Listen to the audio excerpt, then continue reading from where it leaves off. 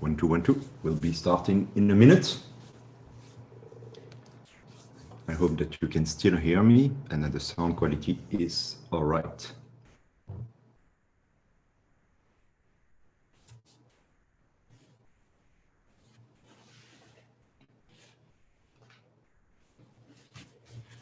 Oops, let me take the schedule here. Something I will be posting in a moment. Perfect. It is good. All right, let's start. Welcome to SEC 560. I'm Jérôme Dossogne. I will be your instructor for the week. The way I see it is I'll be your guide in this journey along the week. It's a long one. We will have lots and lots of things to do every day. There are 4 of us in the SEC 560 team this week. So you have seen the presentation made by Shoaib in the Slack channel. As a reminder, all the communications that we'll be doing, I would say, bi-directional communications from me to you and you to us will be done on Slack. And then on Zoom, we only have the screen sharing and the voice. All right. So if you type something on Zoom, we'll probably miss it. Please do use Slack for that. Before anything, a few things to get out of the way. Hello, everyone. Hello, good morning. I hope that you are having an exceptional morning. I'm not that far from you, apparently.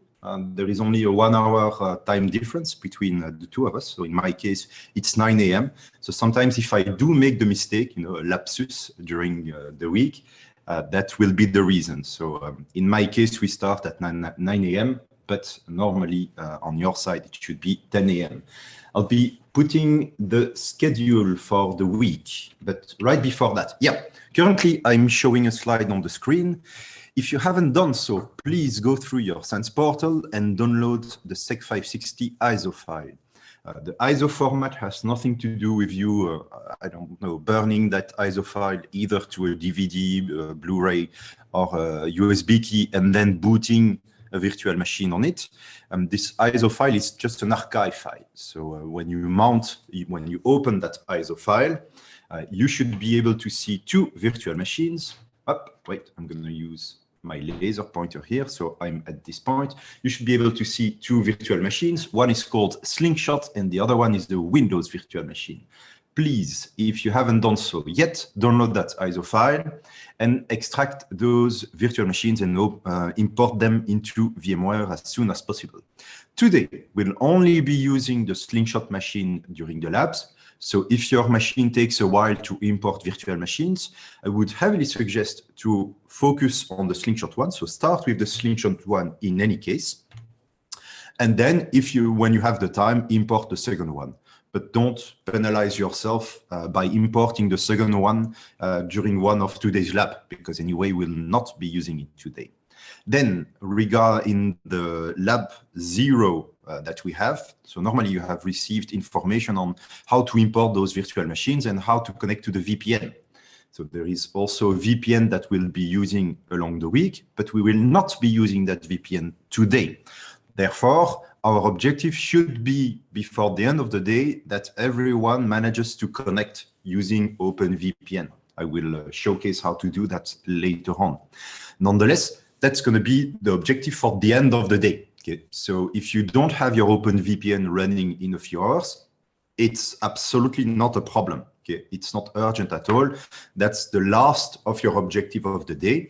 It's important for us to manage to establish that VPN connectivity before the end of the day, because tomorrow we'll be starting using it. So I don't want you to lose half an hour tomorrow to try to establish it. That's basically our idea.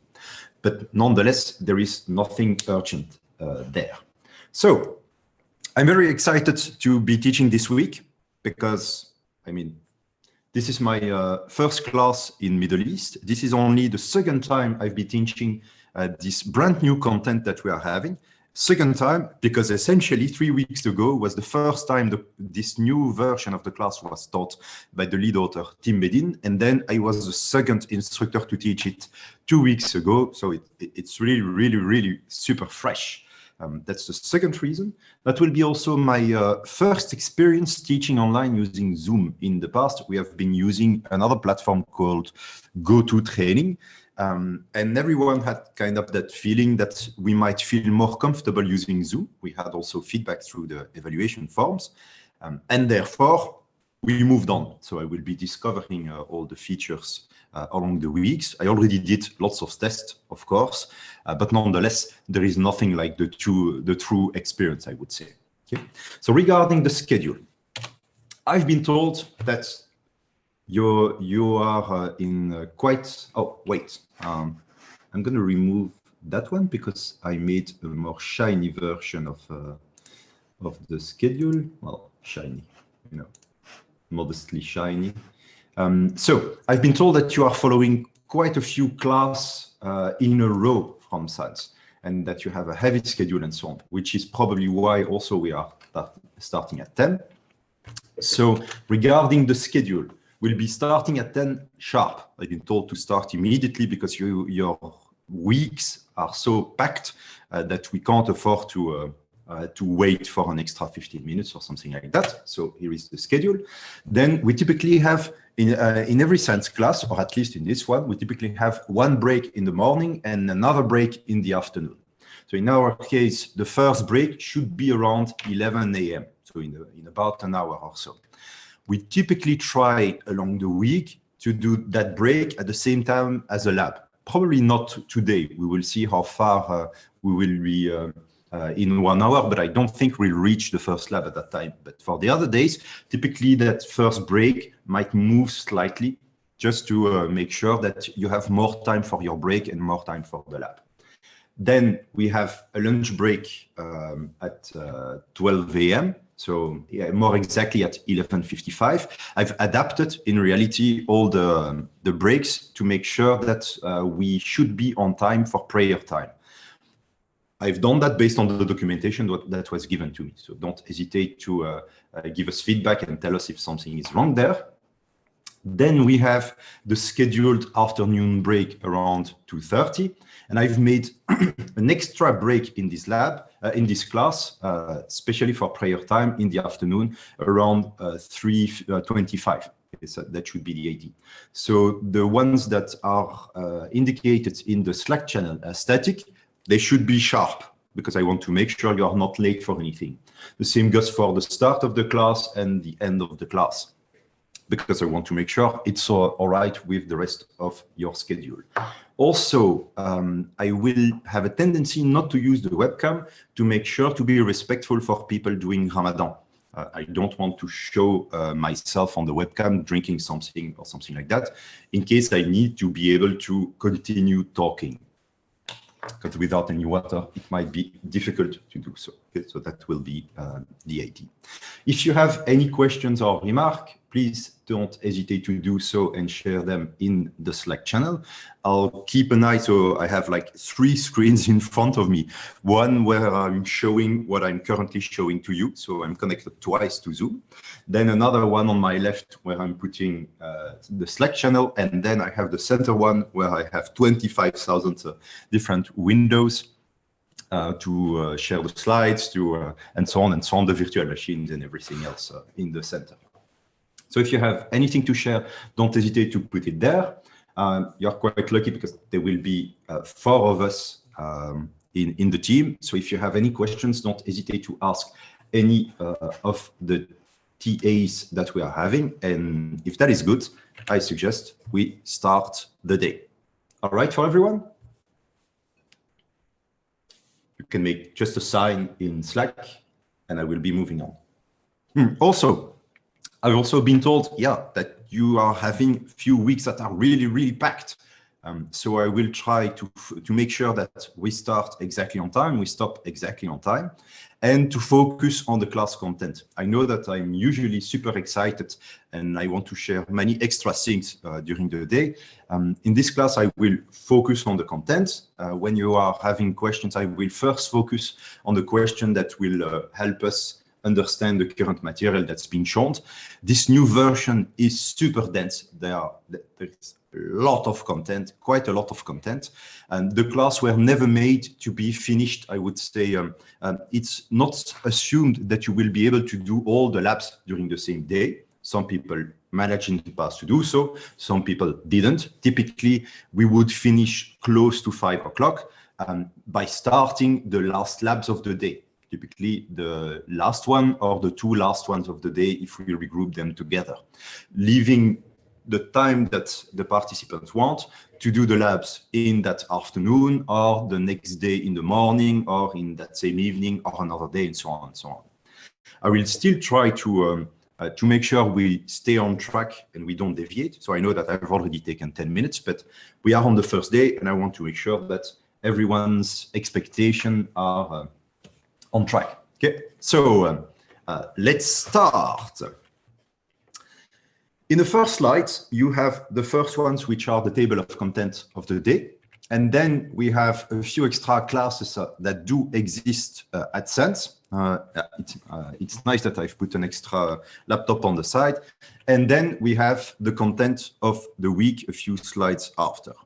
I'm going to go first through the content of the week, okay, and then I will go back to the content of today. That way you can see how we have organized the whole class and how today fit in with the rest of the week. On the first day, we kind of have 3 portions in the day. The first one is defining our target. What does it mean to do pen testing? But it's not just a section on definitions.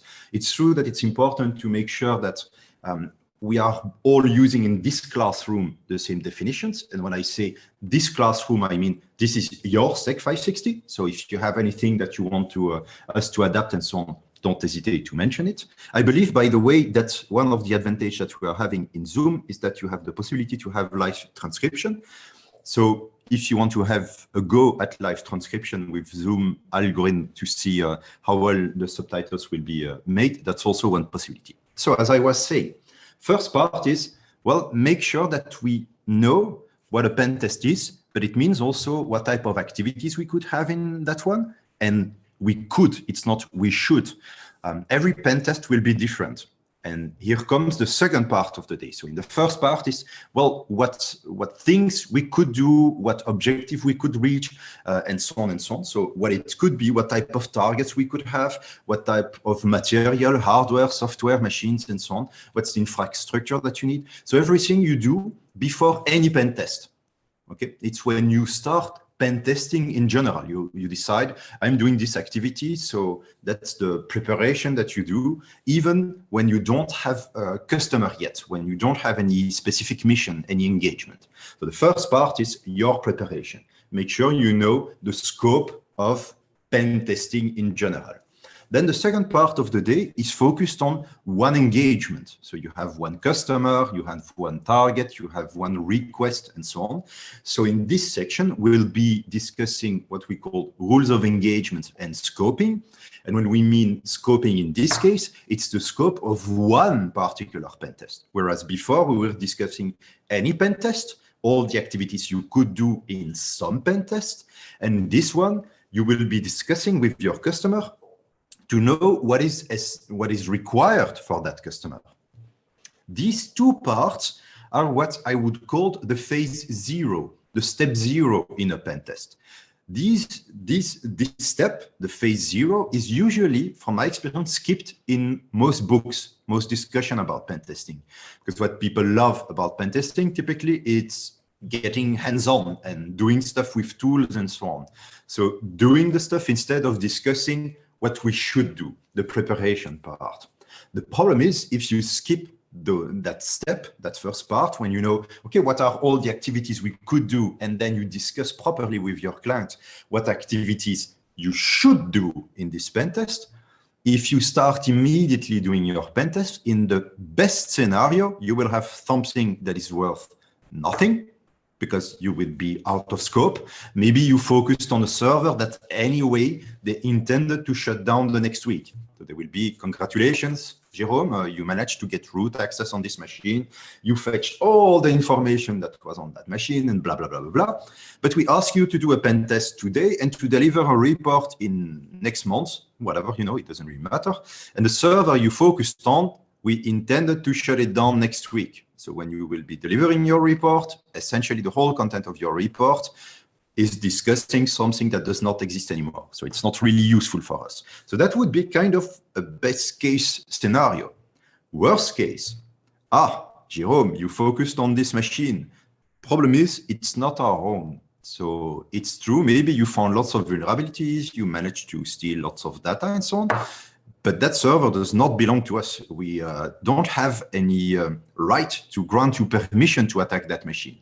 So now you might get sued. You might go to a trial and have to deal with the owner of that infrastructure.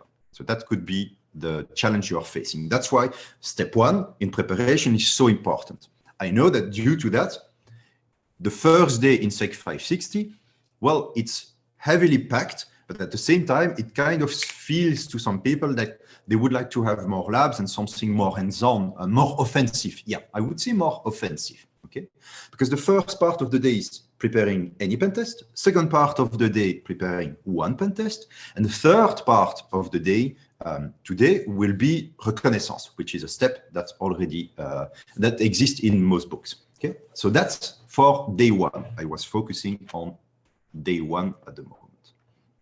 Now, if we discuss, so that was for day one.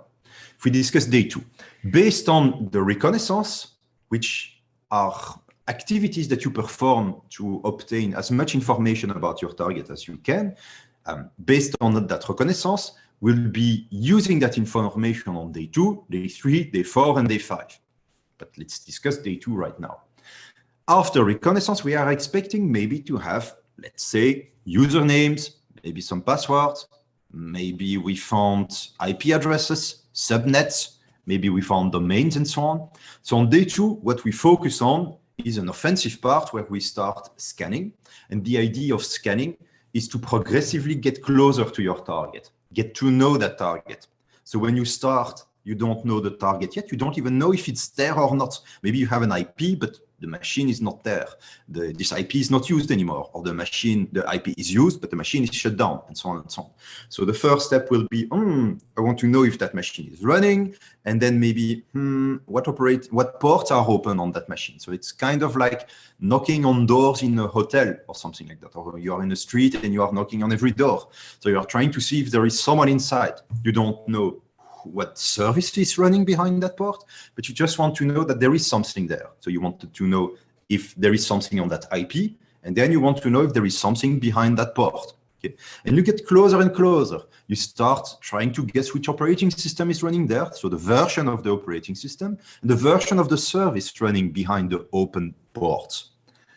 And then we continue to get closer, because today we will be defining our objective.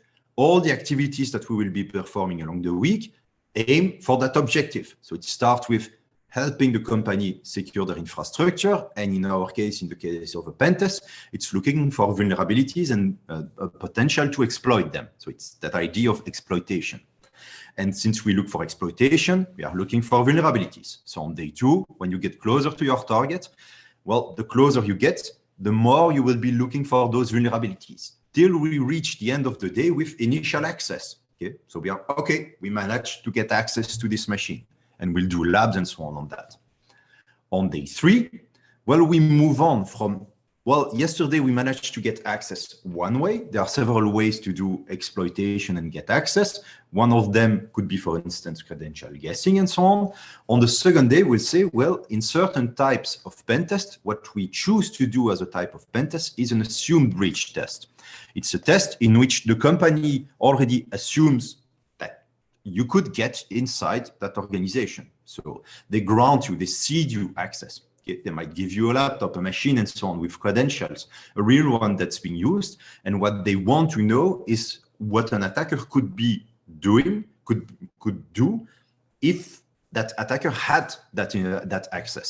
So instead of losing maybe 3 days, 5 days, a week to get that initial access, and then conclude your report with, well, you only gave us, let's say, a week and a half or 2 weeks to do the pen test. We managed to have initial access after 7 days or 1 week, and we still needed 2 days to write the report and do the slides and so on.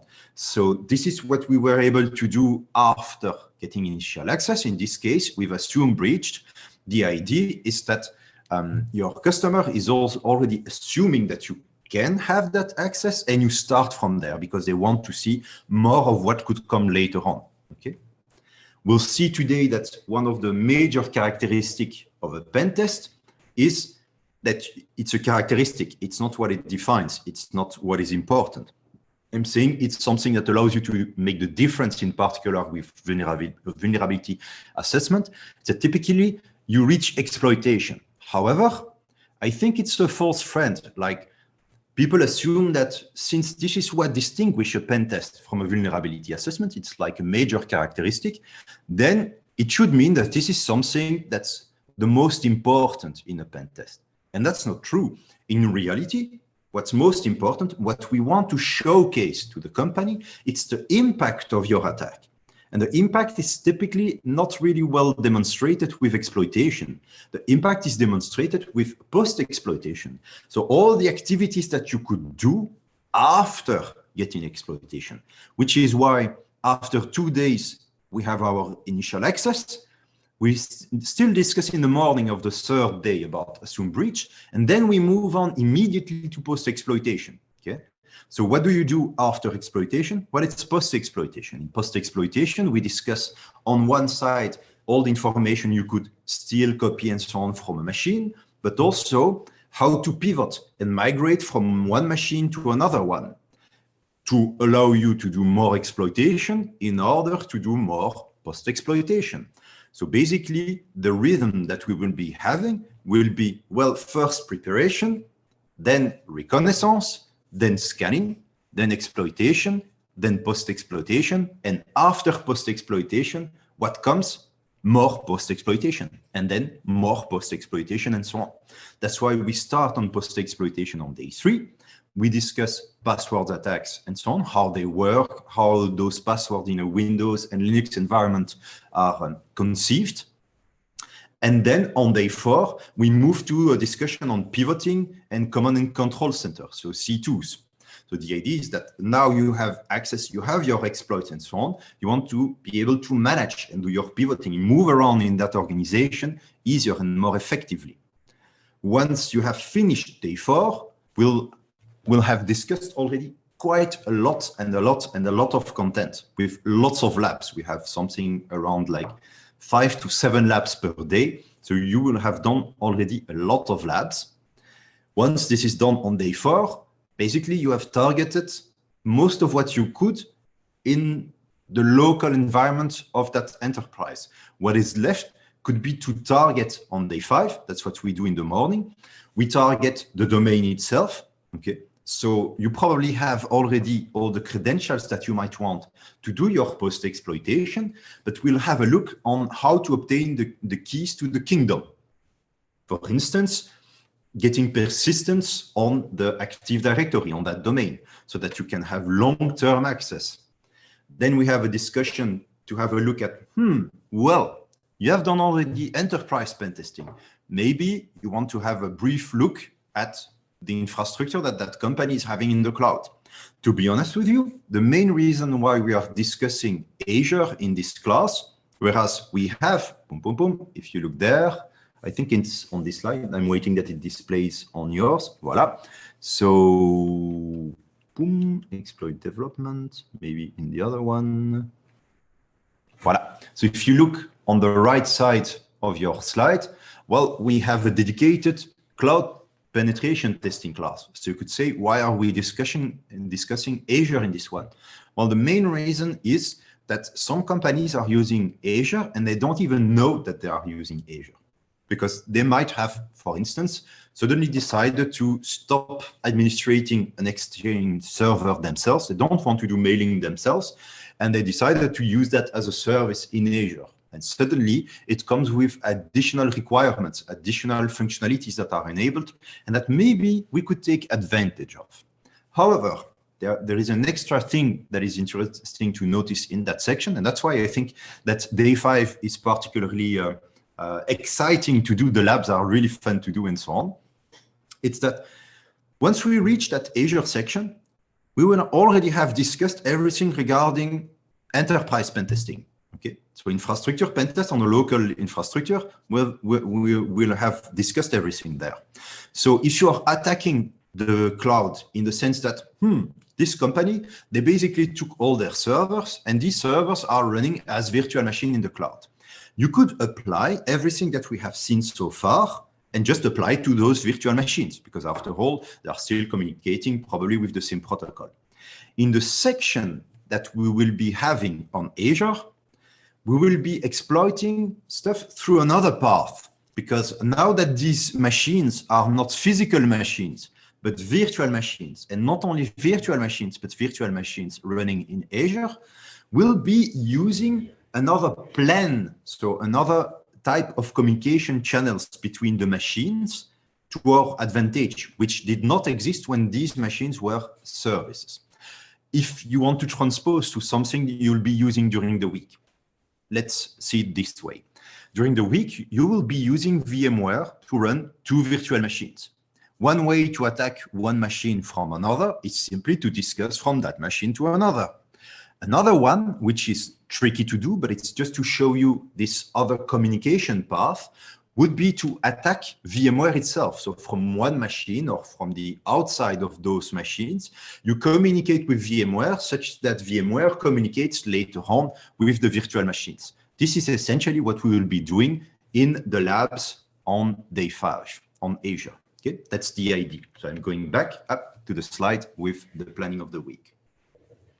And then the last section we are having in the book is reporting. However, I'm exactly like Tim. I do prefer doing this in a slightly different order. So on day 5, typically we start with domain domination. So that's probably, and I will discuss that in a moment, one of the sections that participants typically have more trouble understanding because the protocol is a bit more complex. So I will show you already today, in case you need to schedule your days in the week, you might have meetings and things like that. In case you have that, I will already tell you today where most participants have more trouble so that you can maybe make sure to be there or watch the recording later on to understand those sections. Okay, so typically on day 5, we start with the domain. Then around the lunch break, what we do is we discuss reporting and we prepare everything for the capstone project, the workshop on day 6.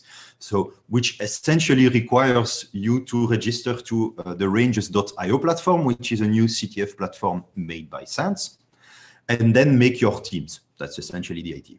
The objective of doing that on day 5 is that on day 6, we can start at 10 a.m. sharp, and typically we finish, let me slide this a bit, we typically finish around 3 in the afternoon. Okay, that's the idea.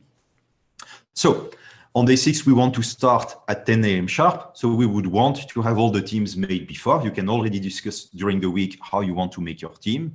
I think there are quite a lot of us in this 560 instance. I think we are close to 50, so we will probably make team up to 5 people. So it's going to be 4 to 5 people. Okay, that's around the lunch break, and then we'll finish the day with the Azure Annihilation part of the class, and the Azure labs will be the 2 labs that we will leave at the end of the day. That way, probably the last half hour and more, if you want to continue on that day, you can continue working on it until it's finished. Do understand, though, that the infrastructure that we are using along the week, and the VPN and the VMs and so on, most of them are under the control of Sans. Okay, so you will go through the moderator and the VTS that we have along the week if you are having trouble communicating with the infrastructure. But then when we'll be doing the labs on Azure, part of that infrastructure are indeed VMs that we have made ourselves, but part of that infrastructure is made by Microsoft. So It's when everyone is attacking the same infrastructure at the same time, because typically you don't have a pen testing team where 50 people at the same time are executing the same command. That's also a hint for day 6, okay? You don't need, if there are 5 or 4 people in your team, you don't need the 4 of them doing password guessing with the same dictionary against the same target and the same service and so on. Don't do that, obviously. Okay, during the labs, you will be doing that, but this is not a normal situation. That's what I mean.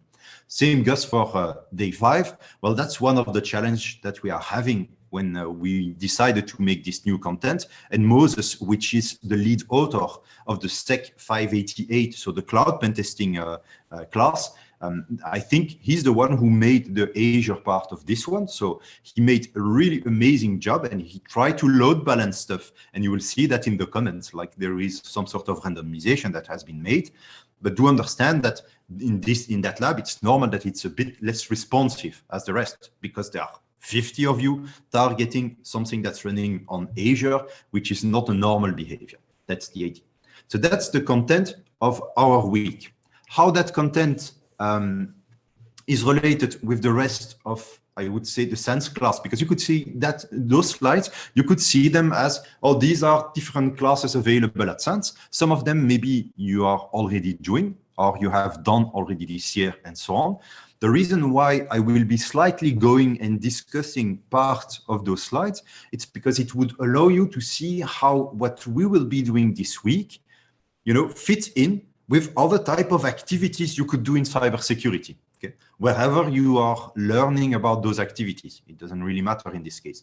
I just want to show you, well, in this class we do this, and it's different from what you could do in that activity. For example, if you look at the 460 class, that's the class, normally, you should have it here. Yeah, I have my laser pointer there. So the 460 class is the class that's focused on vulnerability assessment and management. So they are literally building a vulnerability management program and so on. So it's more focused on discovering all the potential vulnerabilities than, in our case, focusing on impact from an attack. Okay, that's the idea. In the 560, that's the one we are discussing this week. And then the 660 is a class where we develop new exploits. So we find vulnerabilities, and then we are creating the exploits ourselves, which is different than what we do in 560, where basically we are trying to find vulnerabilities, yes, but then we are trying to exploit them so we are trying to find publicly known vulnerabilities and use publicly existing and available exploits for those vulnerabilities. That's what we are doing. And that's already a huge amount of work, obviously. Okay. The next step would be, well, you find the vulnerabilities yourself, and then you try to develop the exploit yourself. Because if you are the only one who found that vulnerability, I'm expecting that probably not many have built anything that would allow you to exploit that immediately. Okay, so that's the idea. In the past, we had in SEC 560 half a day instead of Azure, for instance. It was located at the same place, but it was removed at another time. But we had a section on web app pen testing. I found that interesting because attacking through a web interface could be, your first entrance, your first initial access. And the thing is, there are so many web interfaces available in an organization. So many. What could you think of? Because web app pen testing, well, it's not only about, I would say, finding a vulnerability in a website. In Belgium, for instance, and I'm going to try to pay attention not to diverge too much, but it's just to show you the difference. So my question was, what type of web interface could you find? So instead of regular standard website, which is a difference that not everybody understands. So my example was, in Belgium, if you want to have an insurance for pen testing or just for cybersecurity, basically, last we checked in our community, lots of us are looking for that. There are nothing in cybersecurity. So all of us are taking insurance for IT, okay? One of the challenges that we are having is that in most, if not all of these insurance policies, basically there is something like, if you are hosting websites, then there is a 50% premium. So the price you have to pay is multiplied by 1.5. And you're, wow. And they don't make any distinction. And for us, that's a problem, because my question was, where can you find those interfaces? So imagine you are doing cybersecurity in an organization, you are setting up hardware and so on to do cybersecurity, but you are not focused on hosting websites. You did not, for instance, install a WordPress installation, a Drupal installation. You are not developing anything in Django. You know, that's a framework in Python to develop websites, or in Seaside, in Smalltalk. You are doing nothing of the sort, but at the same time, you still are installing web interface a bit everywhere. Any guess, anyone? Making sure I'm not missing any messages. What I'm thinking of are all these administration consoles. Okay, so imagine you are only doing cybersecurity and you install, I don't know, an OpenSense firewall. Okay, in that OpenSense firewall, the ways to administrate it, it could be pfSense, OpenSense, it's the same. Basically, you have the possibility to connect via SSH, but most people are administrating these firewalls either via SSH, most of them probably via the web interface, and then you could try to automate stuff with Ansible and so on, for instance. But now you just basically install the web server. Is that compliant with your insurance policy? Okay, so it's just to say those web interfaces, they are a bit everywhere. And we'll see that also during scanning and reconnaissance, that we might end up finding those web services. And sometimes this is your first entrance to this organization. Okay, so that's the idea. That's how the class is structured. So if we look on the table of content of today, and I will go fast because I've explained already the structure of day one. So the first part you can see from lab 1.0, which is before we start the class. We go through definition of terms and so on, and we finish with lab 1.1, an overall process where we discuss everything you do before any engagement. And then with pre-engagement, you have a section on rules of engagement and scoping with a lab 1.2, where we discuss one specific engagement. After that, now we have received authorization to start pen testing in that organization. So the rest of the day will be on reconnaissance.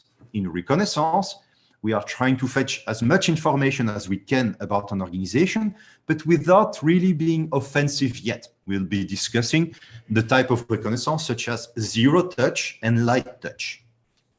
I'm someone who does quite a lot of spoilers when I try to explain something, because as we will discuss in the report section, you should always, I think, you should always try to introduce something. So say it three times.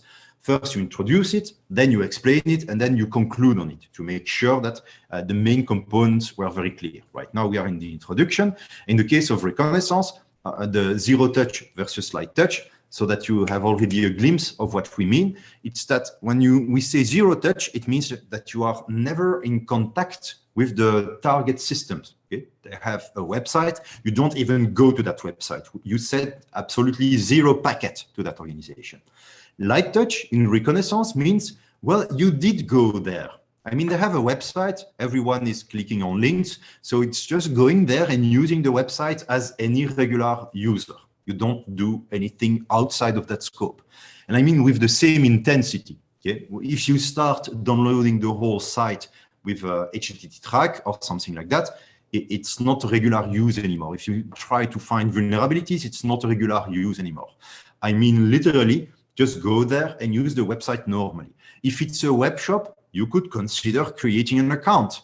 If everyone can create an account on Amazon, why can't you? Because you are doing a pen test. Doesn't mean anything. I've seen this as a common mistake. People who are starting in pen testing and they are, well, we didn't explicitly receive authorization to create an account, or I found a vulnerability, but you know, this exploit, it works only when I have an account. And then I say, okay, but it's a web shot. And they say, yeah, I can't use the vulnerability because I would need an account. And then I said, yeah, but anyone can create an account. So why can't you? It's really, really good in a pen test to be cautious, okay? Because someone who tells you that in a pen test, they are sure that they are not going to break anything, I would have a tendency that they are either lying or they are not intending to do anything. Because when you are using the system normally, so you are a system administrator or a regular customer, can you already guarantee that nothing will go wrong when you use the system? No, stuff break. Okay? It does happen that stuff breaks. That's why we are having backups and so on. Even if when there is no malicious attacker, it could break. Imagine now we are doing a pen test. The whole point of a pen test is to make systems, misbehave. You are trying to enhance what you can do, gain more privileges and so on. So since we are making systems misbehave, you are trying to get access to something that normally you shouldn't. Of course, there is a risk of systems breaking, okay? So going back to reconnaissance, in reconnaissance, we'll have 3 sections. It's a choice how we decided to categorize the type of activities and information we could have. The first one are information regarding the organization. The second one regarding the infrastructure. So regarding the organization, it could be, well, how are they working currently? What are the projects that they are having and so on. On infrastructure, it could be, well, what are the IPs that they are using, okay? And the last section on reconnaissance will be user reconnaissance. In user reconnaissance, well, the idea is to find usernames, passwords, and so on. With all those 3 informations, we'll be able to move on tomorrow on scanning and initial access. The reason why you see a last section in today's content and a lab going with that, it's that first, we'll be discussing reconnaissance with each section, each categories, and looking at which type of approach, where the information is located, how to obtain that information, and what tool could perform those actions. In the last step, we are using a tool that does automated reconnaissance. So it's a crawler. It's going to investigate and use all those techniques at the same time and cross-reference them and grow and create some sort of a haystack of information. Okay. The reason why we show you the 2 approaches, well, I would say there are 2 faults. The first reason is in this class, and I think generally at SANS, we try to be tool independent. So we want you to understand how it works, because maybe today this tool works, maybe today this tool is absolutely the best to do these actions. And then tomorrow it doesn't work anymore.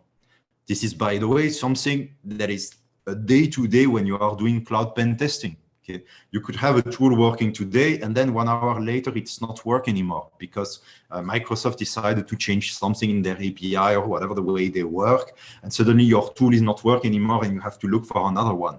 If you don't understand how it really works, you might not be sure that this new tool will perform the same type of action and give you the same guarantee, the same quality of information. So that's the first reason. Okay. It could be also because we are showing you one way of doing something. We just want you to understand how it works.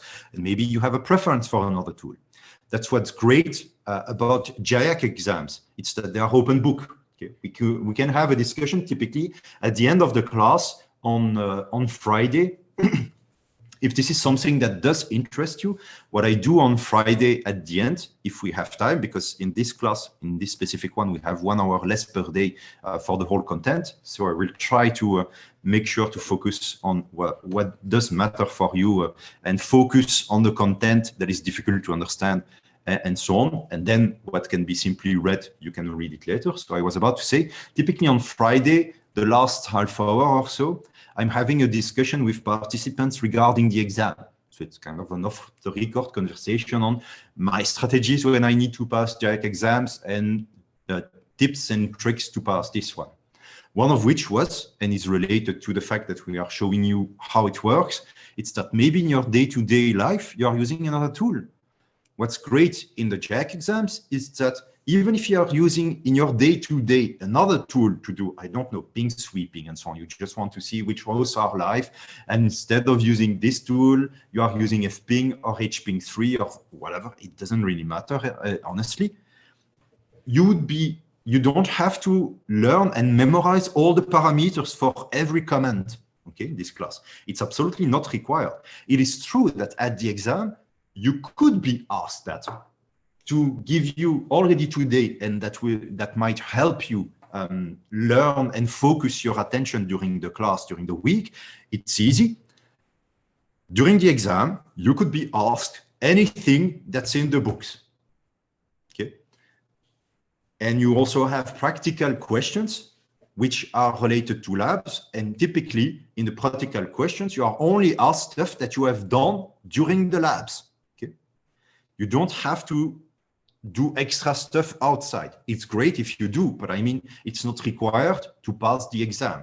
But when I say it could be anything within the book, it could be anything within the book. I mean, not the copyright section in the first page, obviously, but I mean, it could be a common parameter, it could be a URL, and so on and so on. But since you have the book next to you, you don't need to memorize anything as long as you know where to find that information. Hence the discussion where most people are using indexes and so on. Okay, so that's the idea. Since we want you to be independent of the tool because you might want to use another one. We want you to be able to use other tools. The second reason why we are doing the reconnaissance in two parts. So the first one was tool independence. And second reason is, well, sometimes you just want to get a finer grained request, more information on one small specific part. When you do automated recon, it's like clicking on a button and saying, okay, no, now launch it all and find all the information with all those tools and so on and so on. But in your case, maybe you are more interested in only one part of that process and you want to focus on that one. Instead of restarting the whole process, which is completely automated, maybe you want to enhance it. That's the same difference as, I don't know, making the cake yourself, and then you can customize it, or buying a cake in a bakery. Okay, that would be the idea. So for anything, you can take something that's all made, or you make it yourself. Also, one of the risks or disadvantage in automated recon, it's that it's creating a haystack of information. Lots of it maybe is useless for you, okay, because it's just fetching everything it can based on all the information it found so far. Maybe it's not that useful for you anymore. Luckily, what we will see in Spiderfoot is that you can filter after the fact. So you can go back to that data set and then say, well, this information, this user, now it's useless for me.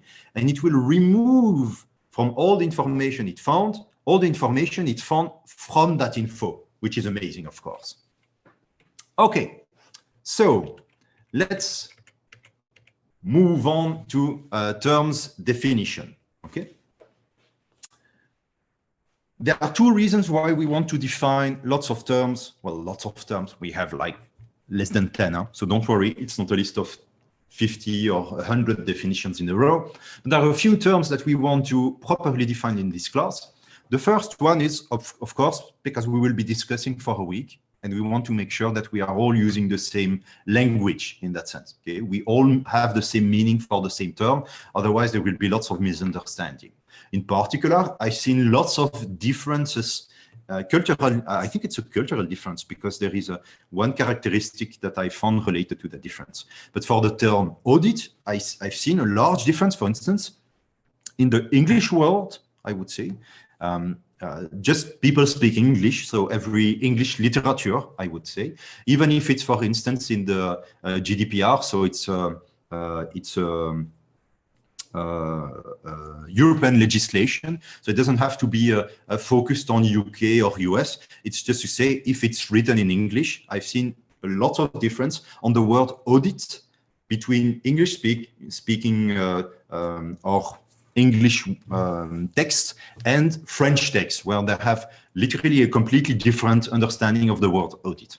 Okay, so the first reason is to make sure that we together, when we discuss, it's all clear for us. And the second objective, well, it also needs to be clear with your client. To be honest, most of the time when I'm discussing with a client, they have a different definition for all of this. Okay, so our objective, I would suggest, and the one I suggest you to have when you discuss with your client, is not to enforce your own definition per se. You could, it depends in which context, but it's to make sure that at least for every of those activities like pen testing, vulnerability, and so on, you have the same meaning. Otherwise, the output of your work, of your mission, will be worthless, okay? Because what they were expecting is not what they are getting. Okay? They might be completely wrong, you know, they might not understand. I don't know. I'm not really good. I was about to try to find an example with cars, and I'm not really good with that. But it's just to say, yeah, if they have a different definition for a certain car shape or model and so on, at least make sure that you know what they want, and they know what's the consequence of what they want and what they will get out of that. So first, we start with risk, and you're going to say, yeah, but Jerome, on the slide, it says vulnerability. Yeah, I'm saying we start with risk because essentially cybersecurity or information security, whatever, is about risk management. It's risk management regarding certain type of threats, okay? Threats, vulnerabilities, and exploit. So that's the idea. So we are in risk management, and we want to try to help the organization improve their risk management process with regards to their IT systems. A risk, and I'm going to come back to the slide in a few moments, but it's just to show you the formula. So I'm going to go top to bottom. A risk, basically, it's the probability to have some sort of impact. So in reality, it's when you are having a threat that is present that might try to exploit a vulnerability. So a vulnerability will be a weakness in your environment. Okay, that's the idea. You have a vulnerability in your environment, and then you have a threat. If we are imagining, anyone has done lockpicking before? So if we are imagining picking locks, so trying to open doors without having the keys, you could say the vulnerability of this lock is that it's really, really weak. It's easy to lockpick if you have a lockpick kit, let's say, okay? So the exploit would be the lockpick kit. It's the tool that we use to exploit the vulnerability. And then the threat would be anyone who comes with that lockpick kit and tries to lockpick the lock. If that happens, you would have risk if and only if you have an impact, okay? If there is no impact, then there is no risk. Obviously, it doesn't seem that obvious, but I mean, imagine you are doing your pen test, and if we transpose that to a physical pen test, you say, oh, I managed to open that door, but it leads to an empty room with absolutely nothing inside. So even if the attack was successful, easy to do, and imagine, this is even a door that's open to public without any monitoring and so on. It's outside of the building, you know, whatever, and so on. The risk might be minimum because the impact is very low, okay? So risk is about mixing that threat, that vulnerability, and an exploit in such a fashion that there is an impact. And the threat is anyone or anything that could enable that exploit on that vulnerability. Is that clear for everyone? Moving on from the notion of risk, because so far what we have discussed is risk in cybersecurity from a general point of view. Okay, this is as valid in SEC 560 as in any class. Okay, that notion of risk. What we focus more on in this class would be the 5 following terms, and you're going to say, but Jerome, there are only 4 there. Yes, it's true, but I'm going to add audit to the lot. So there are 5 of them. So basically, we'll have that balance between vulnerability assessment to penetration test to red teaming. Okay? And we have, by the way, a slide for that. Okay? So if you want to understand the content, this is a core slide. We are trying to show the difference between these 3 types of activities. And then we have 2 extra terms that we define in this section. Okay? One is purple teaming and the other one is audit. Okay? I'm going to cheat immediately and help you, have cognitive shortcuts to remember all of this.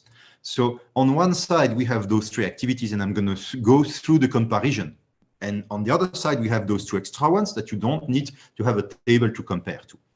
In the case of purple teaming, it's basically a mix of these activities, like penetration test, for instance, and the blue teaming activity. Okay? So purple teaming will be that mix between the red, for instance, a red team, and the blue team, and they are working together. The blue team finds a vulnerability, manages to exploit it, and immediately goes to the blue team and says, hey, look, I have managed to do that. This is how I did. Maybe try to block this. Did you do it? Right. Let me try to see if it still works. Ah, it still works. You didn't block it. You need to change maybe more of that. And they are working together. On one side, it's great. Okay. On one side, it's really great and it helps a lot in many cases. It removes some of the frustrations maybe that some organizations are having when they are doing the other activities, like you are receiving your pen testing report, and then you're trying to solve the issues, remove the vulnerabilities, but you don't know how to test and make sure that it's really solved. Okay, so on one side, it helps to have those two teams collaborate more close related, but on the other side, don't forget, if you want those two teams to collaborate all the time and so on, it means those two teams need to have time to do that collaboration. There is a cost, I would say, a cost in availability of your teams. Okay, you can't simply say to the blue team, you have to do your regular job, which is already like 12 hours per day when you are full-time non-stop. And at the same time, you have to collaborate with the red team, which is going to add extra workload on your part. And the same goes for the red team. You can't tell them, well, you only have this amount of time to manage to penetrate the whole infrastructure and do everything there and so on, blah, blah, blah. So you are giving them their target. And at the same time, you're supposed to wait for the blue team every time you have a question, every time you are sending them some information and so on. So you need to make sure that the collaboration works well. Okay, so we have those three on the slide, plus purple teaming, which is a mix of the red and blue. So it literally comes from that explanation. Okay, that's the idea. That's why we call it purple teaming. And then the last keyword that we are having is audit. If the keyword to remember audit, it's checklist. I'm not saying this is the core of audit. It just allows you to understand it more easy.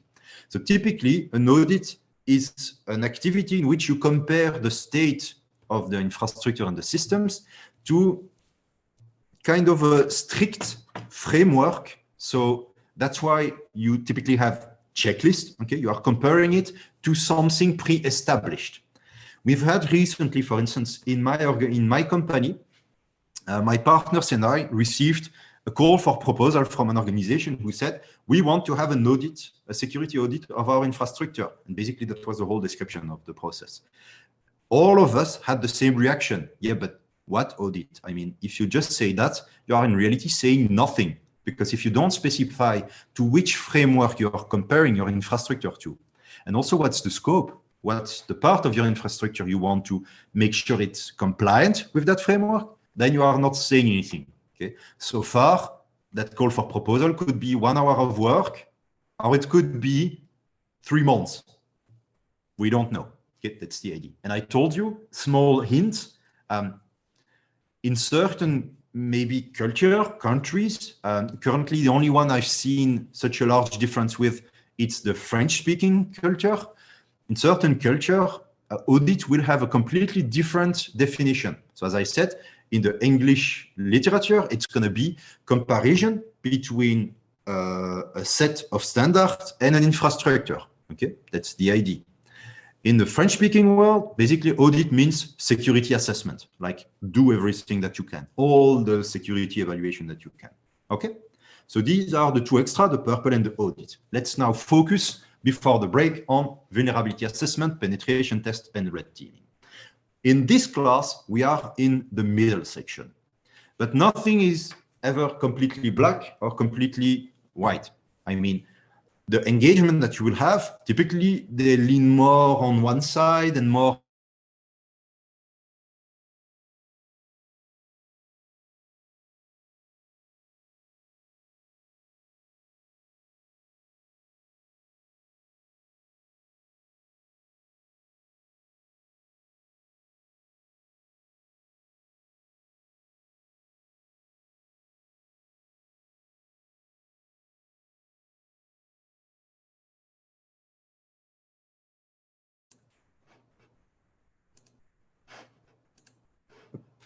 I'm sharing again the slides.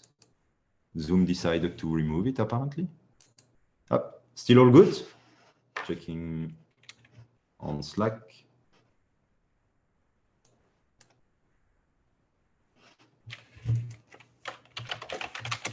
Okay, perfect. I don't know, it only removed the slides. Like, Jérôme, you're talking too much on the slide. So back to our diagram. So in vulnerability assessment, we focus on the vulnerabilities. Since we have a tendency to not validate them by exploitation, because that's a great way to validate that something works, it's simply to do it, then the depth, we tend to not pivot because we don't exploit, then we don't have the possibility to do post-exploitation, and pivoting is a post-exploitation activity.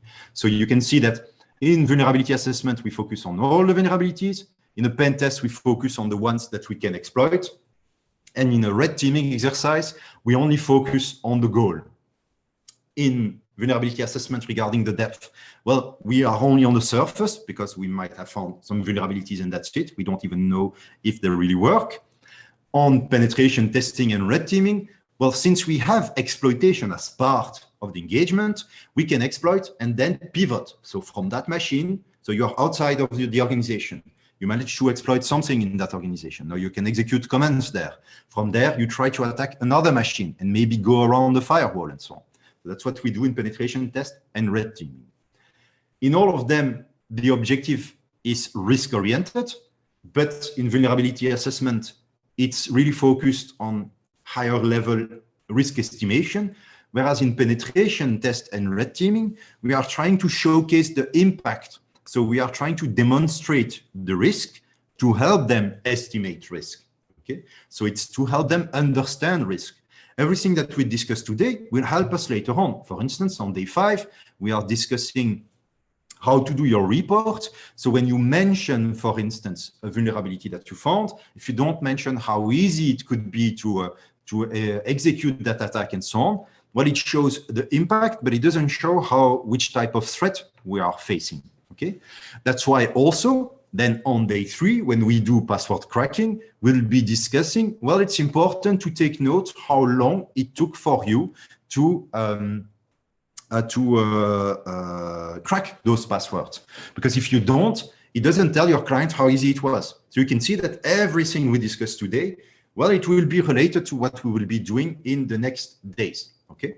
The last difference, and then we'll do the break. So the last difference between those 3 is that typically in a vulnerability assessment, you are nearly like a blue teamer. Okay, you have vulnerability scanners and you don't try to be stealth at all. You don't need to hide yourself when you evaluate stuff.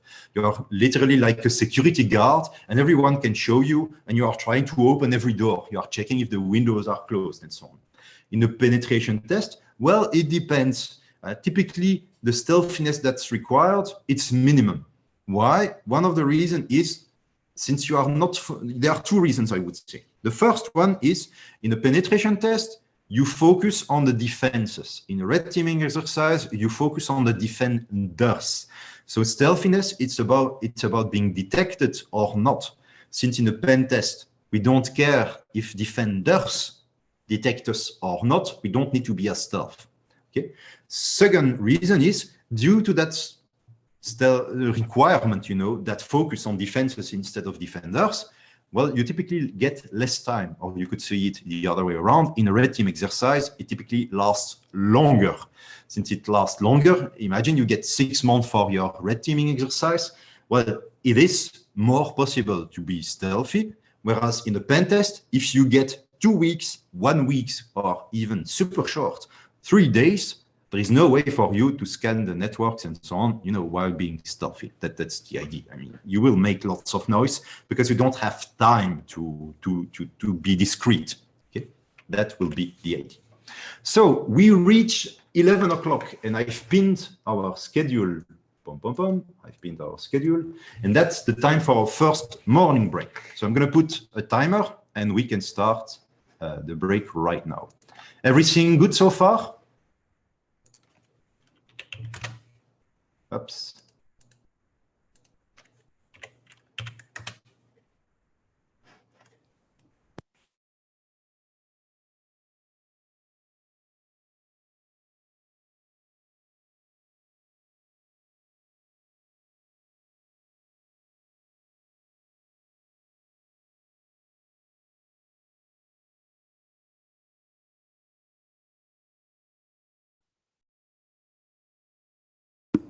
FYI, for your information, when I share the timer, the objective is not to put pressure on you. I'm going to do the same for the labs and so on. The objective is that when you see, oh, there is still 9 minutes left to go, it means you can relax and go do whatever you want, walk a bit, and be sure I'm not going to start before that timer. That's the objective of the timer. Okay.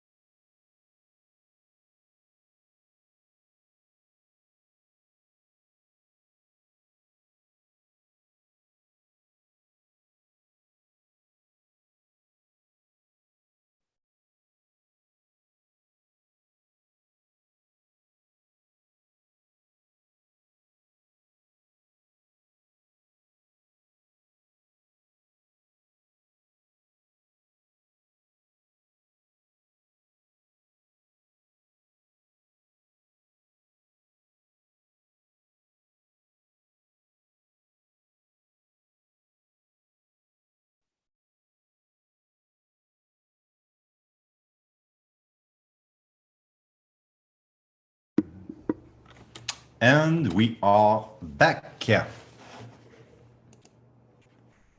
So, moving on, we are still in the first part of the day. Remember, we said 3 parts today. Right now, we are discussing everything you need to think of, prepare, and so on before doing any pen testing activity.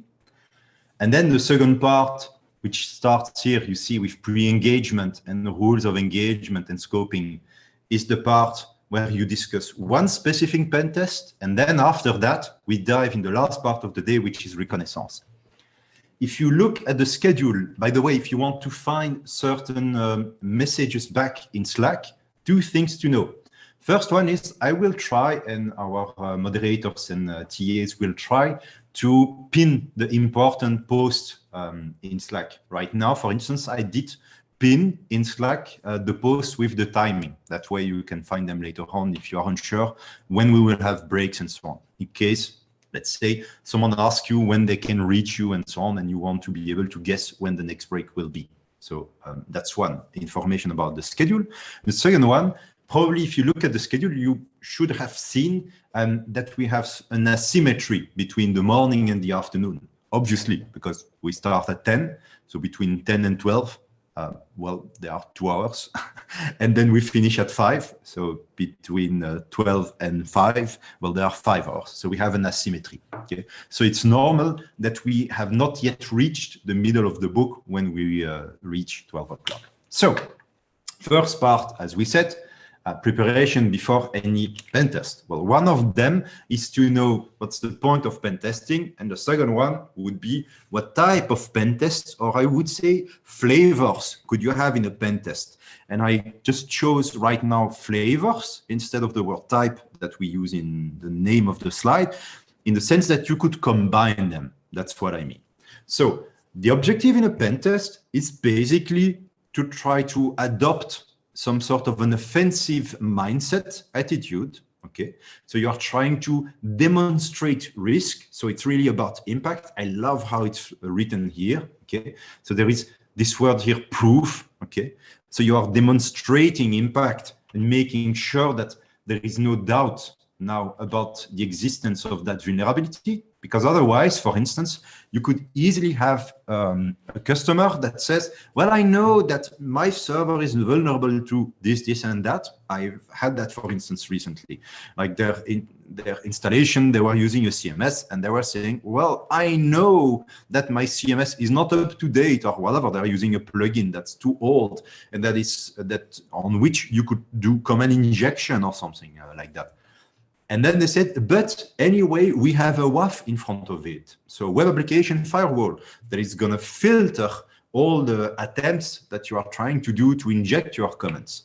Well, in the case of a pen test, in the case of a vulnerability assessment, it would most often than not stop there. Like you found a vulnerability and then they say, well, it's mitigated by the firewall, so it's okay. The vulnerability is not a risk anymore. In the case of a pen test, maybe they have a web application firewall and you manage to bypass that one. So you manage to exploit it. And then they say, yeah, but we have a WAF. And then you can say, yes, but anyway, the impact is there. I just did it. So the risk is real. That's the advantage that you have in a pen test compared to a vulnerability assessment. It's to show impact. Okay, so there is that proof. It's about demonstrating the risk more than anything else. And the way we do that is to model the techniques used by real-world attacker. This word model is really important.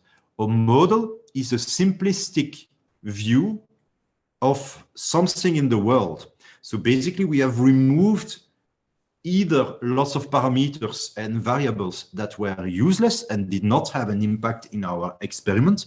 That's why we model it this way. Okay, like if you read, you want to have your driver license. Basically, when they are asking you, well, the traffic light is green and you are allowed to turn right.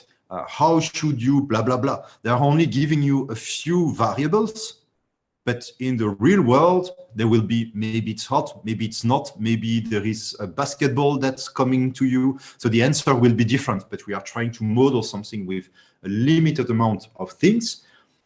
because some of them might not be relevant. And that's why I was going through modeling here. And then there are other variables that we are removing, other possibilities, capabilities, elements in the scenario that we will be removing because they don't suit what your customer wants. So as we said earlier, maybe they will ask you to ignore a certain web server because anyway, they will remove it because anyway, they can't do anything about it because it doesn't belong to them. So even if their infrastructure is connected to that one, and maybe that one is going to be vulnerable and point to at a pivoting point to attack the rest of the infrastructure, you're not allowed to touch it. Okay, so that might be a reason, or simply because they feel uncomfortable with those type of attacks. One of the most common one is if you look at the type of pen test, well, you could have social engineering tests. So are you allowed to try to manipulate and influence the employees of that organization? Some customers are not comfortable with that, but you can be sure that most attackers will feel comfortable about that idea. So there are lots of things that an attacker might want to do. They could stalk you, follow you in the street. They could try to blackmail you. They could do many, many things that are illegal and that will not be permitted in your pen test. So the reason why I was insisting on modeling, it's that doing a pen test is not behaving like an attacker. It's modeling the behavior of an attacker. There are lots of differences. And it might seem trivial to you, but from experience, it is, it is absolutely not the case for too many customers. Like they have seen a TV show on TV, on Netflix, on Amazon Prime, whatever, in which the attacking team or whatever, a hacker was doing something, and they are telling you, this is what I want, which will lead us, we will have another section today when we will be discussing basically zero knowledge pen test and full knowledge pen test. So some customers will have a tendency to ask you to do your pen test and won't want to give you any information about their infrastructure, telling you, I want you to do exactly the same as an attacker. But the truth is, they don't want you to do the same as an attacker.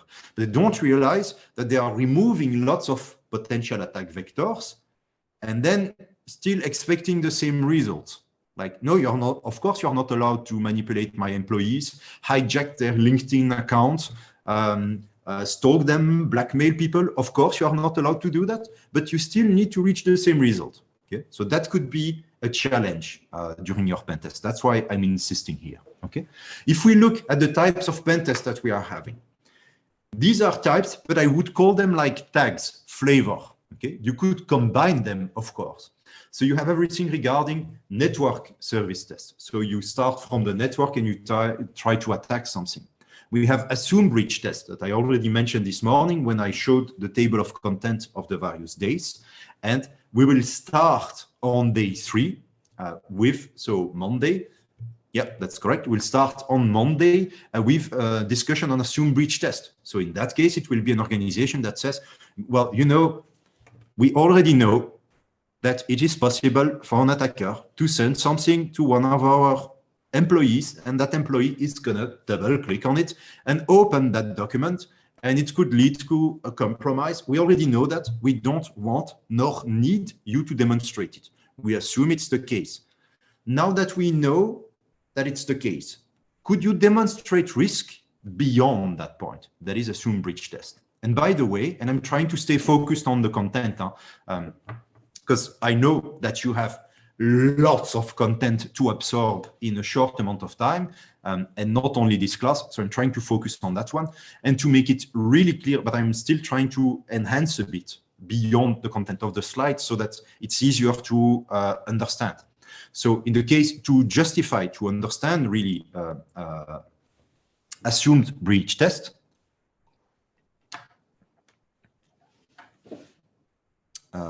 I lost my train of thought by telling you why I was explaining that one. So, so essentially, you are receiving that access, and they want to know more. Oh yeah, I was about to say. Imagine it's an organization, even like myself. Like do you think it's possible that someone sends something to one of my employees and then they will simply open the mail and open the document and so on? Well, I'm going to say, yes, of course, because some of them, that is exactly what they are paid for. Like if my accountant is receiving from a certain email address, whatever, an email saying this is an invoice, that's literally his job to open that Excel file or PDF file and so on. Yes, maybe for instance, in his environment, the environment is more, reinforced. In my case, for instance, when I open any PDF, it's going to be jail and so on. So I have lots of techniques to contain and sandbox all the process and so on. It's not going to be the case for my accountant. And even if there is one format, for instance, we would prefer to have PDFs because we have deactivated everything in PDFs, whereas maybe macros are still enabled in Microsoft Office. And we don't have any choice because on that machine, we still need to have it. I've had that recently, for instance. One organization that was still sending me lots of Excel files and macros were enabled inside. To be honest with you, I still don't know why, because in my case, I still deactivated them. But nonetheless, just to show you, maybe imagine your accountant has a preference versus the file format. He's not going to have the time to reach back to every customer and say, please send that document in Excel format, in PDF or in that format or whatever, instead of Excel. So basically, he receives the file, he's going to execute that file, open that file, and that's it, because that's his job. Okay. So in Assume Breach Test, we make certain different assumptions regarding the situation. Web application test, we have discussed this morning. The only thing I added on that discussion is, well, most people assume when we say web application test that we are focusing either on, oh, we have a website for customers, blah, blah, blah, or we have a portal, an intranet, really like a website, or also, to be honest, mobile application testing for mobile apps is often close related to web apps, okay? Just for the apps, that's what I mean, not the rest of the system. So most people assume this, whereas in reality, well, part of the attacks that you could do on a web app test could be on the infrastructure. Like, for instance, they have a VPN portal by Cisco, and you manage to attack the VPN portal. And it was a web app. Okay, that's the idea. So web app in reality goes a bit further along, and your customer might not think of that. I discussed social engineering. You can, of course, assume wireless and so on. We discussed this morning physical security test. Okay, like lockpicking and so on, how could you enter that place? I mean, you could think of what happens if someone enters through the network, but if they literally can just steal a machine, it could also have a huge impact. And then in product test, you could have specific hardware or software that they developed. And it's in that subcategory that I might have situations where I'm asked to do what we could call a cryptography test. But to be honest with you, even if I'm a professional cryptographer. After all, I did my PhD on cryptographic protocols. Even to show you, like, I've worked quite a lot on cryptography.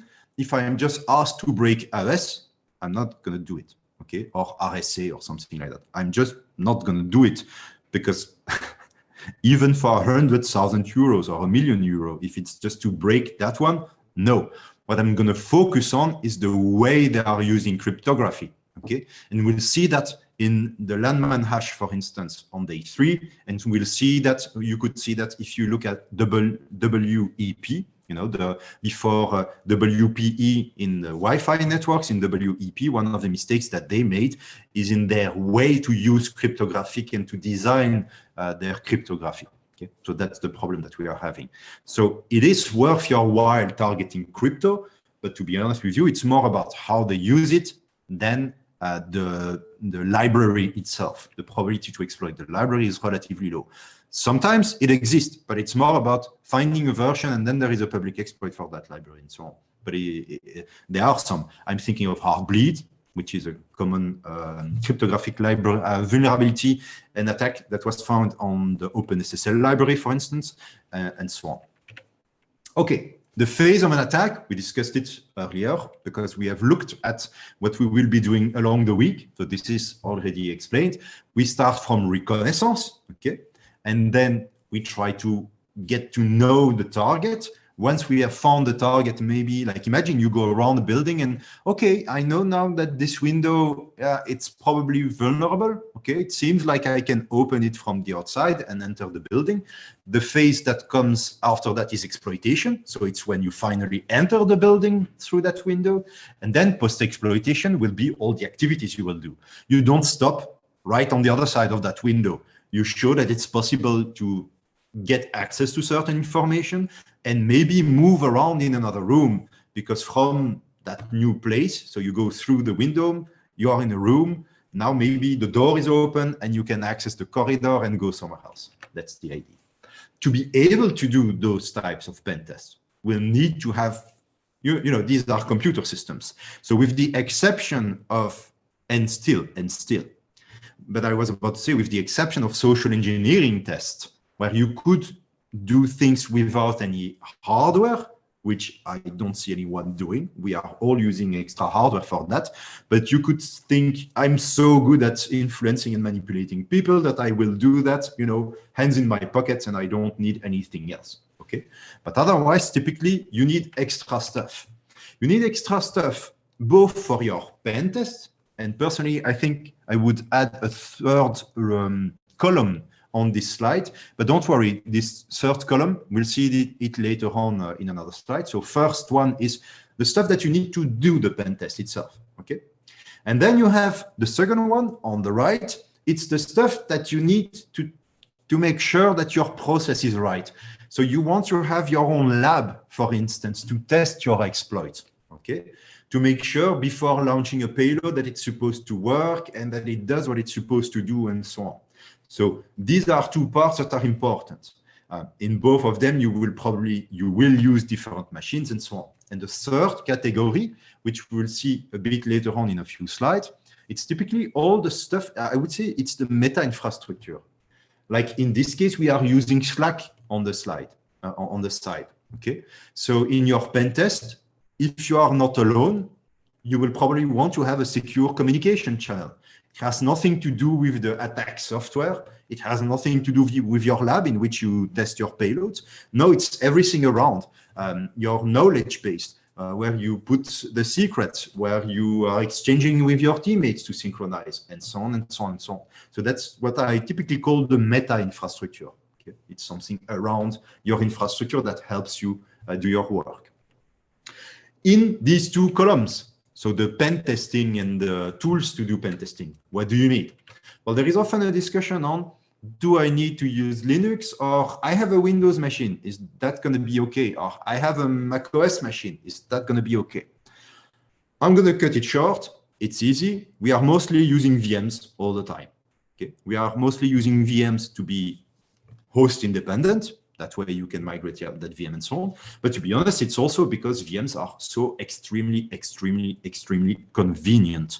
You can use snapshots on them. You can clone them. You can backup them and so on. You can reset them to their initial state. So it's extremely convenient. There is one case where we have a tendency not to use VMs.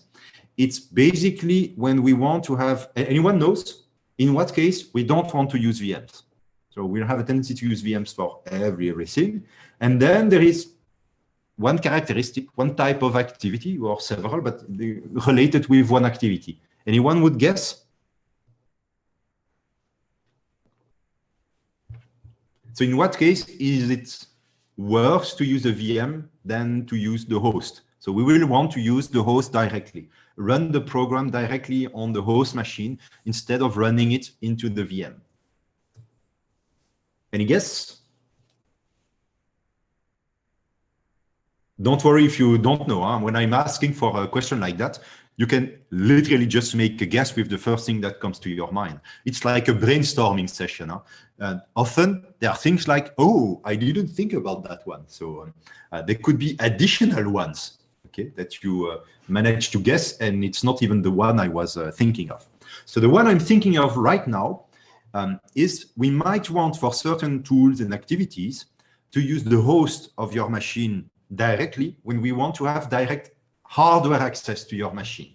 I'm thinking, for instance, of password cracking, where we might have a preference in running the password cracking tool directly on the host machine instead of a VM.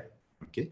In our case, in the labs, on day 3, we will be using virtual machines because that way you have already all the tools installed in your machine. Okay, so it's going to be the same if you were to redo the labs outside of the VM. It's just that we are shipping everything working all together.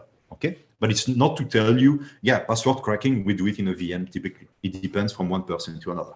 It could be, for instance, if it's to do wireless pen testing. Sometimes you want to inject packet a certain way, and doing it through your VM doesn't work that well. For those who have tried to use, for instance, alpha cards, so Wi-Fi cards, such as using the graphic card intensively, because if you do it on the host, you have direct hardware access, whereas if you do it on the VM, you will have that intermediary between you and the VM. Now, there are options and that you can enable on certain virtual machines and virtualization software to try to grant easier access to your hardware, which kind of removes, part of the virtualization aspect. But otherwise, typically, if you do it on the host, it's going to be faster, and that's it. On the other side, you are just tuning to not slow down too much. So I might as well do it on the host, okay? And the same goes, I've had that same problem with Wi-Fi cards, like alpha cards that you want to connect directly to your virtual machine in VirtualBox. And then the tutorials to manage to do that were so complicated. Like you have to boot the VM, connect the card, copy, paste all the information about what was detected, shut down the VM, remove what was connected, recreate it manually, but only with a subset of data, like it's complicated. So sometimes it's just because it works better for the hardware point of view. In all the books, and I'm going to insist here for you to suggest you to do the same in your report. In all the books, we have paid attention to use different iconography to denote in the labs, for instance, your attacker machine and the target machine. And the thing that I wanted to add regarding your report is, as you can see, we have not only used different shapes in the icons, but also different colors. Because typically, I've seen many reports in which they are using colors because, it looks better, because it could be easier to spot. Like they are showing you a diagram and saying, on the blue line, we can see this. And then on the red line, we can see that. But there are two problems with that. Anyone could guess? So it's great. Yeah, when we look at, like here in the slide, okay, the one on the left is red. So it's easy to see that's an attacker. There is some sort of and so on. So it's easy to see. In Belgium, for instance, the stop sign in the street, well, it's a red sign with stop written in white. So because there is a convention that if it's something red, it means no, don't go, it's dangerous or whatever. So it could be easier. But there is a problem if you only use colors in your diagrams, for instance. You have your curves and so on in a diagram, and you are telling people, well, on the blue curve, there is this, on the red curve. And I guess there are at least two problems that could arise. The first one is, well, some people might have issues seeing those colors. So that might be the first one. And then, to be honest with you, at least it's the case in most of the engagement that I've had, when the customer is distributing the pen test report, they are printing those reports in black and white. So suddenly nobody is able to understand my diagram anymore if I do that. Okay. So that's the idea. Now, remember on the right side of the slide, when we said you need to have the hardware that you require to do your pen test, we said also on the right side, well, you need to have hardware to have your lab. To build the lab, well, there are many things that you might need, but typically think of, you need to have something that allows you to replicate kind of the situation you have in the target organization. If they have 20,000 Active Directory servers, you don't need to have 20,000 domain controllers yourself. You need to have at least a few. That's the idea, because the point is to try your exploits on those machines. Okay? You don't need to have the same scale. Nobody is expecting you that your home mini lab or the one that you have will be of the same side of the infrastructure and enterprise side. Nonetheless, you need to have a kind of a mix of everything. By the way, Jeff McJunkin, which is also another instructor for SEC 560, did a very, very nice YouTube video in which he's explaining how to build your own app. So if you are wondering on how to do that, I would suggest you to have a look there. I would also suggest you to have a look at technologies that will allow you to automate this as much as possible, because All of you, for instance, right now, you have imported normally VMware virtual machine and so on and done that manually. But in the case of your lab, you will probably want to provision, and automate that. So have a look maybe at technologies like I'm thinking of Vagrant here, Docker maybe, Ansible and so on, so that you can go faster to automate things. Like even for your Windows virtual machines, you can simply think of automating the install and the reset of everything using Chocolatey, just for that, using a package manager. That's already an extra step, okay? So for those who don't know, Chocolatey is an open source package manager for Windows, where you can simply, for instance, tell Chocolatey, Choco install, and then you put the name of a program and it's going to download and install something in the same fashion as you would for apt in Linux, for instance, in a Debian or Ubuntu environment, for example, okay? So now, what do you need to have? Well, as we said, kind of the same type of systems as your target environment. So what you see on the slides are just illustrations of that. For all of these, typically, you have access to these even for free, okay? Even on Windows, you have free trial licenses that are available. But they do expire, for instance, for the Windows virtual machine. Means when you download them, maybe do a snapshot first. This is even what Microsoft has been suggesting. Do a snapshot after your import and before starting the VM for the first time. That way you don't have to re-download the VM every 3 months, and then make a script to customize that VM like with Chocolatey. Okay, that's the idea. During your pen test, you will want to have something dedicated per engagement. It's per engagement. Now, I haven't seen many organizations that, for instance, give you 1 laptop per engagement and then they change the whole hardware. That doesn't happen that much. Typically, since we are working with VMs, it's easier to keep the same host. We could reset the content of the host because the host, anyway, you are not supposed to use it. So it's even cleaner. And then you can use VMs that you can even encrypt if you want. Okay, so that's the idea. Use dedicated systems. The reason why we want 1 system per engagement is that we don't want to risk you doing 1 engagement and then in your VM, imagine you have files with credentials, passwords, vulnerability list, and so on. So all that information. And then you do another engagement and your VM is compromised during that engagement. An attacker managed to get in and steal that information. Imagine now you are doing the second engagement and now your first customer is at risk because of you. You do not want to be the leak. Okay? You absolutely do not want to be the leak. Therefore, we are suggesting you to start from a clean slate every time you start a new engagement and make sure that you secure everything as much as you can. We have a slide just on that, harden testing systems carefully. So secure everything as much as you can. But the challenge we are having also in pen test is don't secure too much. Because if you remove, for instance, certain protocols from your machine, it means your machine is not going to use those protocols to converse with the target. And maybe you want that because this protocol allows you to attack the target. There is a vulnerability in it. So you will have to find the right balance between the two. So I skipped 1 slide, but because I was making the link with hardening the systems. In addition to having dedicated systems per engagement, we typically also have something like Dropbox, but Dropbox, nothing to do with the service online, the cloud service to do file sharing and hosting and so on. When we say a Dropbox, we are literally talking about a box, so a machine that you drop on site, okay?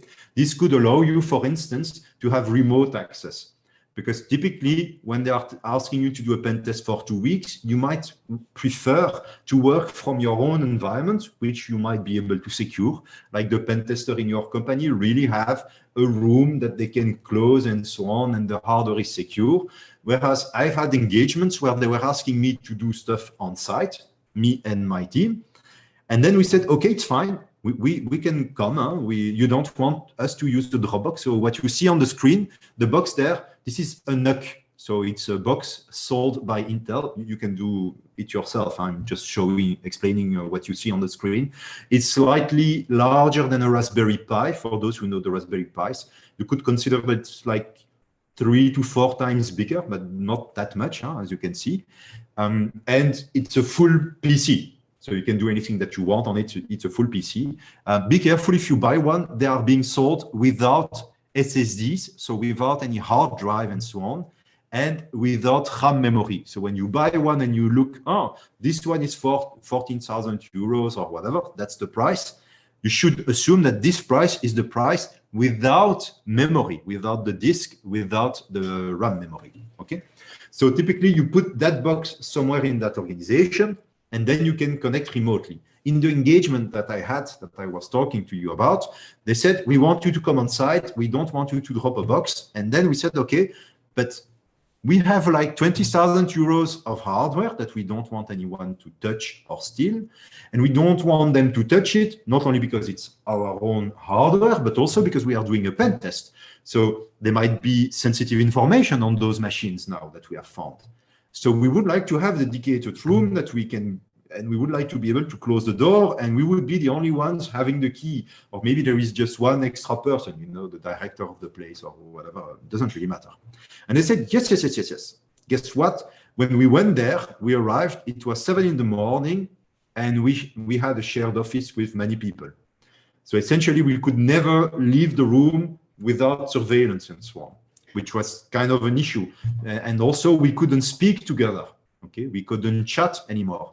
In our own office, we can simply discuss out loud on the pen test that we are doing. Whereas there were lots of employees, and we don't even know who they are. Okay, so we can't say, hey, look, I found a vulnerability on that machine. If you type this password, you are in. Of course you can't. Okay, so that's the idea. Now, about the systems that you use for external testing, you could consider also using cloud infrastructure, because there is pen testing in the cloud, okay, which is something different, which is what we do in SEC 588 and what we will be doing partially for, I think it takes around 2 hours, the Azure part on day 5. So that you know. So we'll do partially on day 5, but then there is also using the cloud to do your pen test. And that could be as your attacking machine, that could be as your lab testing environment, and that could be for your meta infrastructure. So all those 3 components. The advantage of using the cloud, well, it's typically easy to build and destroy. There are even services that allow you to do password cracking in the cloud. That's the idea. Disadvantage, well, now you have to monitor, secure, administrate, and all of that yourself if you host it yourself. Disadvantage of the cloud one, well, you are using machines that are not completely under your control to handle sensitive data. Is that okay or not? In my case, I've had many engagements in which I was not allowed to use the cloud. So we were using self-hosted systems most of the time. Okay, so doing it ourselves. Why? Because it was written in the call for engagement and so on that it was not okay to leak anything at all. I've also had engagement in silo, like you don't even have access to the internet. Okay, so that could be the case. Now, moving on from the hardware to the software, okay, the knowledge and so on that you might need to have. Well, where to find free tools, exploit, and maybe vulnerabilities? We have put you here a slide where you could have a look. By the way, this is one of the examples I was mentioning earlier today when I said, well, at the exam, they could ask you anything. Like imagine the question could be, exploit-db.com is a website that allows us to do blah, blah, blah, and then you have 5 options. Or among the following, which are the ones that allow us to find exploit, shellcode, or something like that. And then you have several URLs, and from those URLs, you need to find the right one. Okay, that could be an example to show you anything in the book could be part of the exam, even a URL. But from my experience, and I've passed, and I'm trying to pass the SEC 560 exam as frequently as possible. That way I can discuss with students and tell them, you know, it looks like this and a bit more like that. But just to say, from my experience, I don't see many traps, you know. It's in the book, you know, it's in the book, but you should just know where to find it, and then it's easy to give the correct answer. Okay, I didn't find that many traps, So it should be okay. The one of the most clever, or I would say trickiest question I found in the past, if that helps you to see what I would consider a tricky question, is at one time I got a practical question and it was on a tool like I'm absolutely 100% sure we have never used. And I just told you earlier, everything is in the book. If it's in a practical question, it's going to be comments that you have already used yourself, okay? And I was, oh, this is not okay, except then you see that you have access to a virtual machine. And in reality, the question was, so what was asked of you, the underlying question, not the one that's written, they're asking, imagine, what is the parameter for this tool, to be able to do that type of whatever? Doesn't really matter. And I was, yeah, but I'm sure we haven't used that tool. In reality, the solution was simply to open the virtual machine and call the man page or the help function in PowerShell. And that's it. And in the labs and in the slides, we have seen the man function. So all you had to do was type man space, the name of the tool, look in the documentation, find the answer, and that was it. Okay. So it was an applied question, not a theoretical one. Okay, that's why I was, it's a trap, but in reality, it's not. It's not. You were only asked to do something that you have done in the labs. There are also lots of free software tools, some of which are like the thing that everybody is going to use. Like even last time we checked, for instance, and we'll be discussing, like on the next slide, we discuss a vulnerability scanner like Nessus. And a colleague of mine was looking under the hood, and Nessus was using Nmap, which is an open source tool made by Gordon Fyodor Lyon, and that even commercial tool will use. Or for instance, if you want to check for SQL injection, everyone is using SQL Map. The lead author of the web application pentest class is an ex-collaborator of the author of SQL Map, and he has been telling me, yeah, the author of SQL Map, he's super ultra active, like it feels he's maybe drinking Red Bull all the time, because if you send something in the middle of the night, it's going to be part of the source code the next day. Okay, like I have that feeling when I'm collaborating with the lead author of this class, Tim Medin. I've had that like last teach on Saturday, like at 11 or midnight, I'm sending issues on the Git repository to say, oh, here there is a small typo there. Maybe we can improve the labs this way and so on. The next day at 9, it was already fixed. It was already changed. No? So some people are super, super active on their repository. So it's just to say there are free tools that are absolutely exceptional. And then there are also commercial tools that are great. On average, I would say sometimes commercial tools could give you a higher quality. Most certainly, one of the advantage in certain cases, more updates. Like for instance, I think Tim even removed from day 5 the slide and the link to his own tool to do the Kerberoasting attack. Okay, so Tim Medin is the one who coined and invented the attack Kerberoasting, but he removed the link to his own GitHub repository with the Kerberoasting tools because he's not maintaining those ones. So he's suggesting to use the ones available, for instance, in Packet and so on. Okay, so not everyone can maintain all the repositories all the time.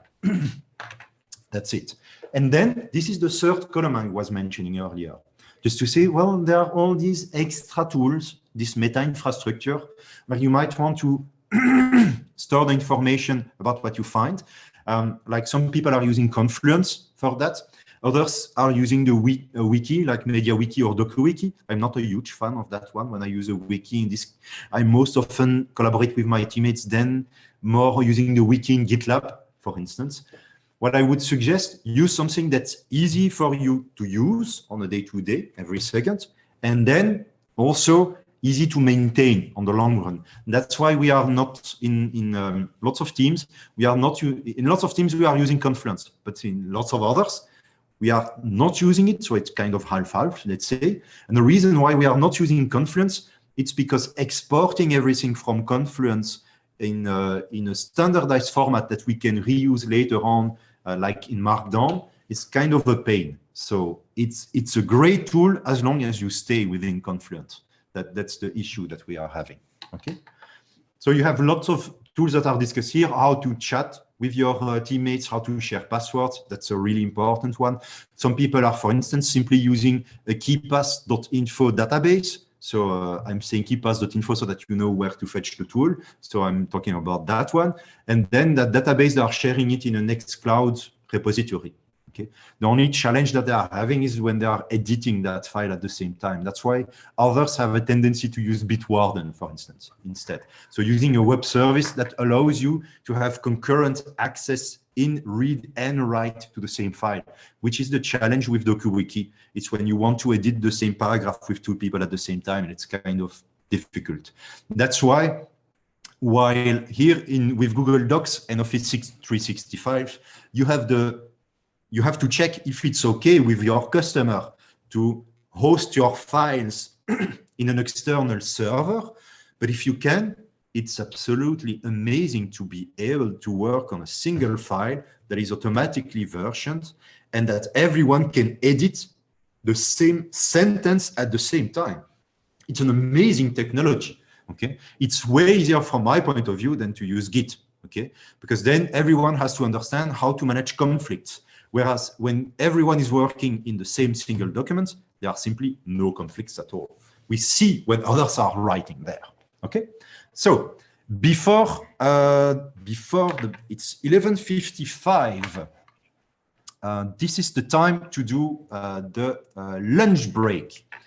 We'll be doing that then. For those who are interested, if you are, the next section that comes is a section that introduces Linux. Okay, so if you are already familiar with Linux, that section is going to be really fast. I'm not going to do it right now because I want to be sharp. It's 55 and some of you might have something to do right now. So therefore, I'm not starting this section. But if you are already familiar